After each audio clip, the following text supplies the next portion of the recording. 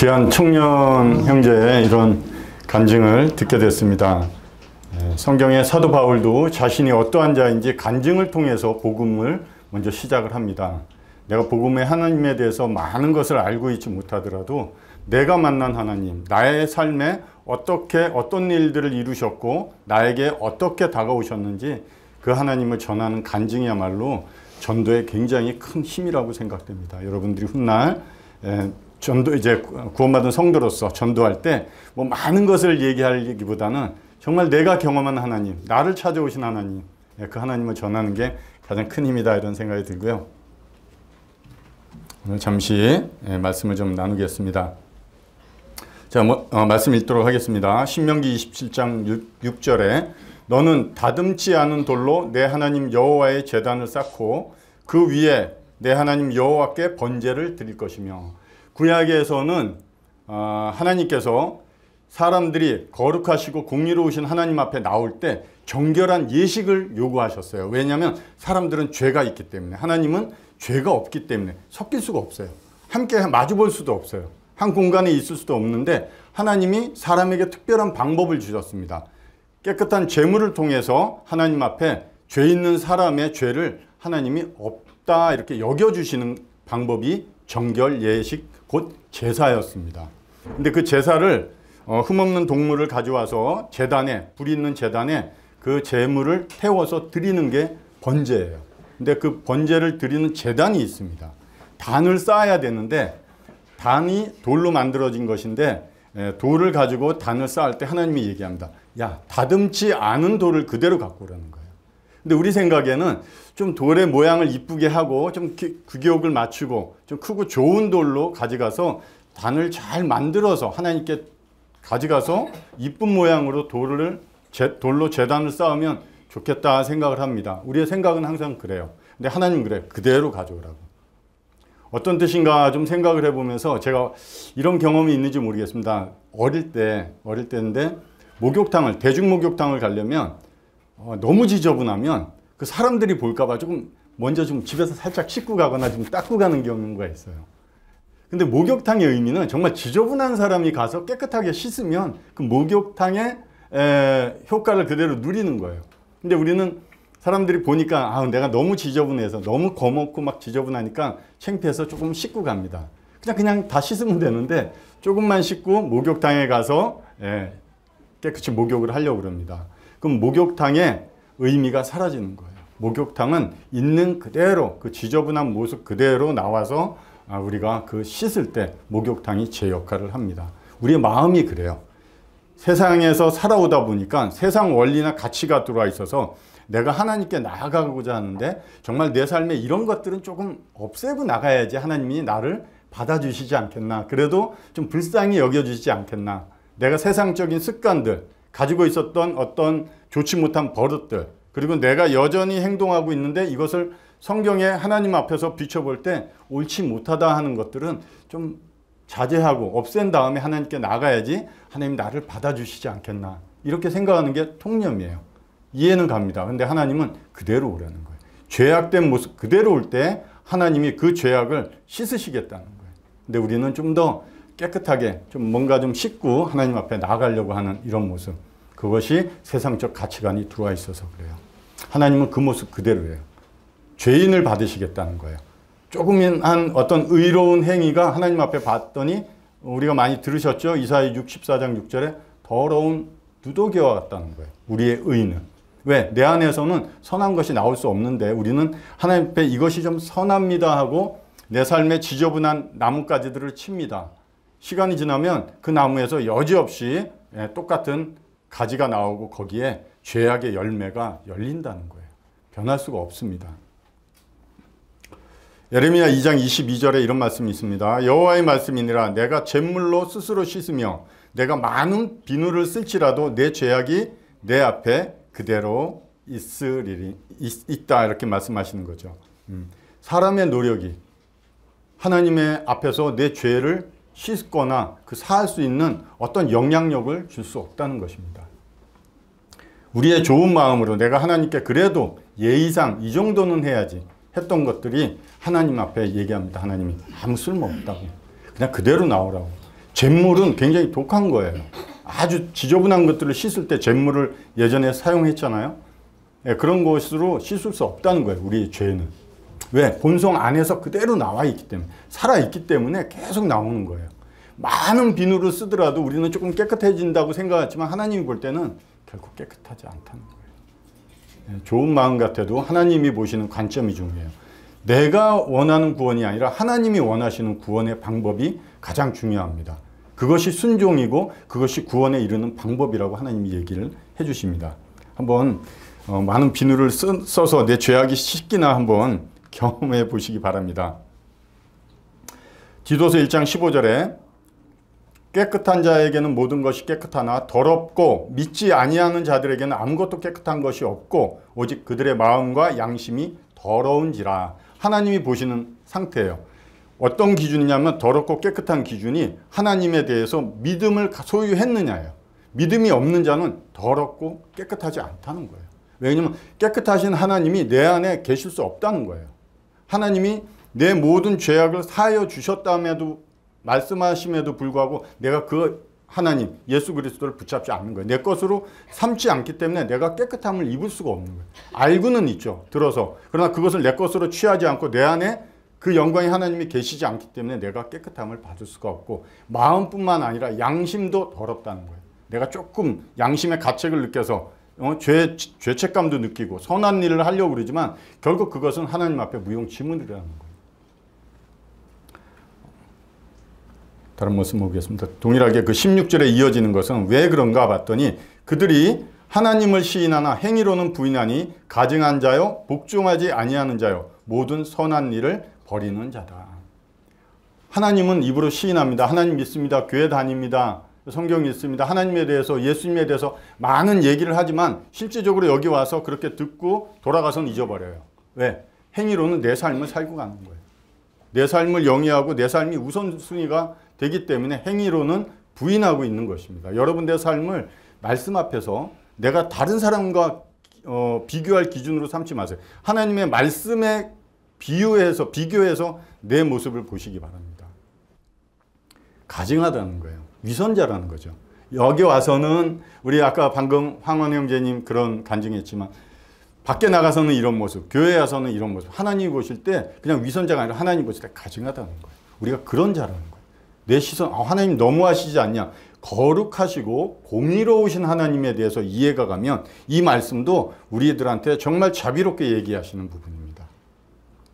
복종하지 않죠. 말씀에. 하나님의 말씀에 순종할 것을 하나님이 요구해도 순종하지 않았습니다. 아담과 하와가 그 하나님이 만드신 에덴 동산에서 머물 수 없었던 것은 불순종이었어요. 그럼 그 동산에서 머물 수 있는 유일한 방법은 순종이었습니다.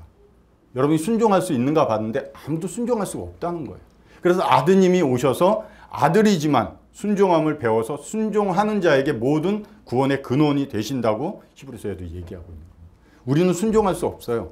우리는 하나님을 찾을 수 없어요. 나아갈 수도 없지만 그 길을 마련해 놓으셨고 너희가 구하면 그런 능력까지 주시겠다는 거예요. 그런데도 지금 듣고 좋지만 돌아가서는 내 삶을 영위하기 바쁜 겁니다. 내가 오늘 계획해 놓은 거, 내가 해야 될 일들이 머릿속에 가득한 거예요. 어떤 깨끗한 컵이 있습니다. 물을 부어놨어요. 근데 자꾸 더러운 것만 집어넣으니까 이 깨끗한 물컵이 안에 전부 지저분한 걸로 가득 차 있는 거예요. 뭘 담느냐죠. 내 마음에. 그런데 이제 거기다가 깨끗한 물이 나오는 수도꼭지에 틀은 호수에서 깨끗한 물을 계속 그 지저분한 물컵에 담궈놨을 때 깨끗한 물이 공급될수록 점점 정화되면서 나중에는 깨끗한 물만 남게 되는 거예요. 내 안에 무엇을 듣고 무엇을 담아놓는가가 굉장히 중요합니다. 돌아가서 그냥 끝내지 마시고 정말 그러신가 하고 하나님의 말씀 성경을 피십시오. 여기서는 저희들과 교제하지만 성경을 피는 것은 말씀이시기 때문에 예수님이 말씀과 1:1로 교제하는 거예요. 성경을 대하는 것은 예수님을 대하는 자세입니다. 그것이 여러분의 자세고 하나님이 그 마음의 자세를 보신다고 말씀하고 있습니다. 에레미야 13장 23절에서 24절 말씀 한번 제가 읽겠습니다. 구스인이 그의 피부를 표범이 그의 반점을 변하게 할 수 있느냐? 할 수 있을진데 악에 익숙한 너희도 선을 행할 수 있으리라. 그러므로 내가 너희를 사막 바람에 불려가는 검불같이 흩트리로다. 무슨 말씀입니까? 구스는 이디오피아예요. 아프리카죠. 그 검은 피부를 어떻게 하얗게 할 수 있느냐는 거예요. 막 예전에 어떤 분 보면 뭐 돌 같은 걸로 벗기고 그래도 안 벗겨지죠. 그렇죠? 그 흑인 표현이 그렇지만 검은 피부는 아무리 어떤 사람의 노력이나 세상의 어떤 것을 갖고도 벗겨낼 수가 없습니다. 또 그것을 비유하면서 표범이 그의 반점을 변하게 할 수 있느냐. 그 표범의 그 겉에 문양이 있죠. 그 표범이 어떤 행동이나 다른 것을 통해서 그 표범의 무늬가 뭐 다른 색으로 변하거나 다른 모양으로 변하게 할 수 있느냐. 할 수 없다는 거예요. 그러면 그 뒤에 말씀 할 수 있느냐 이것이 아니라 할 수 없기 때문에 악에 익숙한 너희도 선을 행할 수 없다는 거예요. 여러분은 하나님을 기쁘시게 할 만한 능력이 없습니다. 죄송하지만 딱 성경에서 말하면 여러분은 하나님이 기뻐하시는 일을 따라갈 수가 없어요. 왜? 스스로 할 수 없기 때문에. 잿물로 여러분을 씻어도 여러분은 그대로, 비누를 많이 써서 씻어도 여러분은 양심과 마음이 더러운 상태라는 거예요. 그렇기 때문에 내가 너희를 사막 바람에 불려가는 지푸라기처럼 흩트겠다는 거예요. 우리 인생이 그렇다는 거예요. 하나님이 그렇게 계속해서 악을 좋아하고 너희가 원하는 삶을 계속해서 추구해서 살아간다면 사막에 흩어지는 이런 지푸라기 뒹굴러 다니는 그런 것처럼 바람에 따라서 가치 없는 이런 삶을 살아갈 거라는 거예요. 이것이 하나님이 여러분들에게 주시는 경고이기도 하지만 은혜이기도 합니다. 말씀해 주시고 알려주시는 거예요. 너무나 악에 익숙하다 보니까 선을 행하는 것, 하나님을 기뻐하시는 것, 하나님이 원하시는 삶, 내가 원하는 삶을 내려놓고 하나님이 원하는 삶을 살겠습니다 하는 게 구원이에요. 내가 하고 싶은 것들을 포기하고 하나님이 원하시는 것을 하겠습니다 하는 게 구원이에요. 그런 자세가 엎드러지고 낮아지는 거예요. 예수님이 그것을 본을 보이셨습니다. 빌립보서 2장 5절에서부터 영광의 하나님이 낮아지시는데 어디까지? 십자가에까지, 죽음에까지 낮아지셨다는 거예요. 그 예수님이 저 밑바닥에 계세요. 정말 가장 높으신 분이 저 밑바닥에 있는데 나는 그렇게 안 해요. 내 노력으로 뭔가 좀 하려고 발버둥 치지만 저 밑에 내려가지 않는 한 그 예수님 만날 수가 없습니다. 우리의 생각이 중요한 것이 아니라 하나님이 무엇을 원하고 어떤 방법을 얘기해 줬느냐가 중요한 거예요. 그 말씀대로 내가 순종하느냐가 중요한 거예요. 다른 말씀 보겠습니다. 네, 마지막 말씀. 아니군요. 예레미야 13장 25절에 이런 우리말 성경으로 제가 좀 읽겠습니다. 이것이 내 몫이며 내가 너에게 할당한 양 몫이다. 여호와의 말이다. 이것은 네가 나를 잊고 거짓 신들을 믿었기 때문이다. 이스라엘 백성은 하나님이 어떠한 분인지 알고 믿는 자들이에요. 그럼에도 불구하고 많은 다른 신들을 섬겼습니다. 여러분들이 나는 절에 안 가요. 나는 다른 우상 안 섬겨요. 우상의 가장 그 무서운 우상은 나예요. 나예요.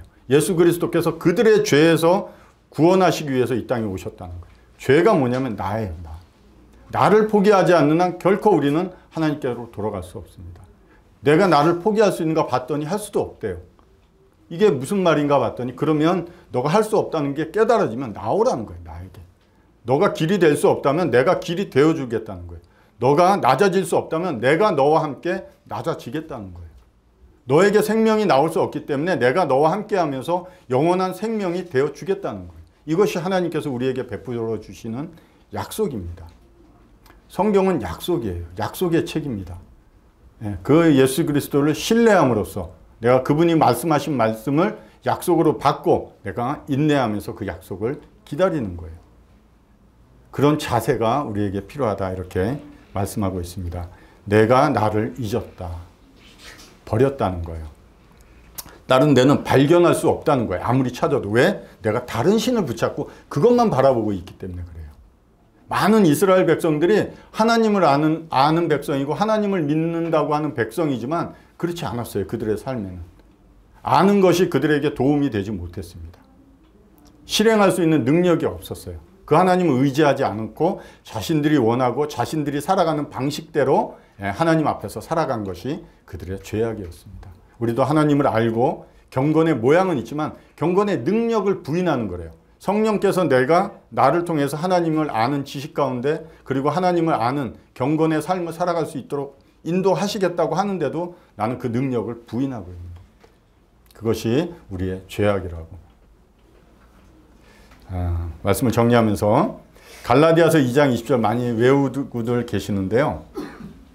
내가 그리스도와 함께 십자가에 못 박혔나니 그런즉 이제는 내가 사는 것이 아니요 오직 내 안에 그리스도께서 사시는 것이라.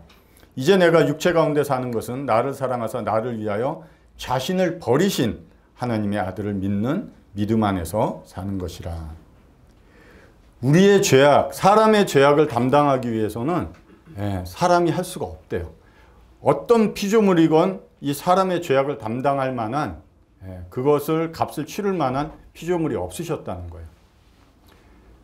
빛이 있으라 하며 빛이 있었습니다. 그 하나님, 말씀으로 모든 것을 만들고 이루어 가신 하나님이 사람의 죄, 내 죄를 없애기 위해서는 너 죄 없어 이렇게 말할 수가 없다는 거예요. 그렇게 해서 우리 죄가 없어지지 않는다는 거예요.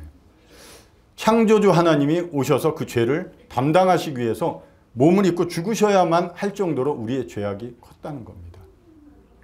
그런 예수 그리스도를 믿는 믿음, 그럴 때 하나님이 말씀하시는 것은 예수님이 너 죄 때문에 십자가에서 죽으신 것이 아니라 너도 함께 예수 그리스도와 죽은 자로 여겨주시겠다는 거예요. 제가 십자가에 가본 적도 없고요. 시대도 다르고요. 그 십자가를 본 적도 없고요. 그 예수님과 함께 십자가에 못 박힌 적도 없습니다. 그러나 믿는 믿음을 통해서 2000년 전에 돌아가신 그 예수 그리스도가 너와 함께함으로써 너가 십자가에서 죽은 자로 여겨주시는 거예요. 죄가 더 이상 나를 주장할 수 없는 거예요. 그렇기 때문에 우리의 삶의 내 능력, 앞으로의 삶의 능력은 내가 사는 것이 아니라 이제 내 안에 그리스도께서 사시는 거예요. 이것이 무슨 의미로 다가가는지 모르겠지만 나를 포기하십시오. 내 생각을 내려놓고 내가 하나님께 나아가고 구원받고자 하는 방법들을 다 버리세요, 이제는. 그리고 성경을 피십시오. 하나님이 뭐라고 그러시는지. 그게 가장 중요합니다. 그게 능력이 된대요. 이 사도 바울은 이 갈라디아 성도들에게 이렇게 얘기하면서 이제 내가 여전히 육체 가운데 살지만 나를 사랑하사 나를 위하여 자기 자신을 버리신 그 아드님을 믿는 믿음으로 산다는 거예요. 그럴 때 내 안에 내가 사는 것이 아니라 오직 예수 그리스도께서 사시는 거예요. 성경에 하나님의 영광을 위해서 살라. 오늘 막 여러 가지 말씀을 준비하면서 시간을 줄이면서 한 가지만 다른 데에 있는 말씀을 가져왔습니다. 무엇인가 봤더니 하나님의 영광을 위해서 살래요. 하나님의 영광이 무엇인가? 하나님의 영광. 하나님의 영광이 가장 충만하게 가득 차게 나타나서 사람들에게 보였던 시대가 언제였냐면 이스라엘 백성이 출애굽한 사건이에요. 출애굽 후에 하나님이 그들을 약속의 땅 가나안까지 데려갈 때 40년 동안 광야 생활을 그들을 시키셨어요. 묵은 때를 벗기시는 것도 있고 모르던 하나님에 대해서 알고 순종함을 배우게 하신 것도 있습니다. 그러나 하나님께서 하늘에서 야 이제 이렇게 나와서 40년 동안 너희가 이 땅, 이 세상 가운데 여전히 살아갈 거야. 그리고 천국에 갈 거야. 이렇게 말씀하지 않고 함께 하셨습니다. 그 거룩하시고 죄가 많은 이 인생들 사이에 함께 하시기 위해서는 하나님의 특별한 장소가 필요하셨어요. 성막이었죠. 지금은 성전이라고 건물이 있지만 예전에는 초라한 막에 하나님이 그 안에 거주하시면서 그 성막을 중심으로 이스라엘 백성들을 데리고 광야 생활 40년을 데리고 가셨어요. 하나님이 함께 하시는 인생이에요. 구원은 하나님이 어떤 약속 그리고 나에게 이루어진 사실만을 받는 것이 아니라 나와 함께 하시는 거예요. 그러기 위해서 하나님이 얘기해 주십니다. 성막을 지을 때 색상, 색깔, 크기, 높이, 질, 방향, 여러 가지 재료 이런 것들을 하나님이 꼼꼼하게 얘기해 주세요. 모세가 여호와께서 명령한 대로 모세가 그대로 행하였더라 써 있습니다. 많은 부분을 몇 층으로 쌓고 몇 겹으로 쌓고 순서는 어떻고 어떤 질서대로 무슨 어떤 재료 나무 위에 무엇을 두르고 그대로 행했을 때 하나님의 영광이 충만했다고 그래요. 하나님의 영광을 경험하는 것은 하나님 말씀에 순종하시는 거예요. 그럴 때 하나님이 누구인지 알게 됩니다. 그것이 여러분에게 나타나는 하나님의 영광이고 오늘 앞선 형제님의 이런 간증과 이런 복음 전도를 통해서 우리 하나님이 저 형제님 가운데 얼마나 충만하게 영광을 드러내고 있느냐는 것을 여러분이 보신 거예요. 다른 어떤 것도 없습니다. 예수님이 하신 말씀 그대로 순종하시고 내 생각, 내 계획, 내 뜻을 내려놓고 즉 나를 포기하는 거예요. 쉽지 않죠? 예, 쉽지 않으니까 하나님께 도움을 구하라는 거예요. 사람은 절대 포기 안 합니다. 내 것인데 왜 포기해요? 내 거라고 생각되고 내 인생이라고 생각되기 때문에 절대 놓지 않습니다. 그러나 그것이 잘못됐다고 얘기할 때 하나님의 말씀 앞에 가서 내 마음과 생각을 내려놓고 말씀을 읽어보십시오. 그 하나님이 나의 주인으로 다가오실 거예요. 그것이 여러분에게 이루어주시는 구원입니다. 하나님께서 나를 죽은 자로, 예수 그리스도와 함께 죽은 자로 여겨주시는 거예요. 이제 더 이상 죄가 나에게 어떤 권한이나 죄가 나에게 어떤 요구를 할 수 없다. 이렇게 성경에서 말씀하고 있습니다.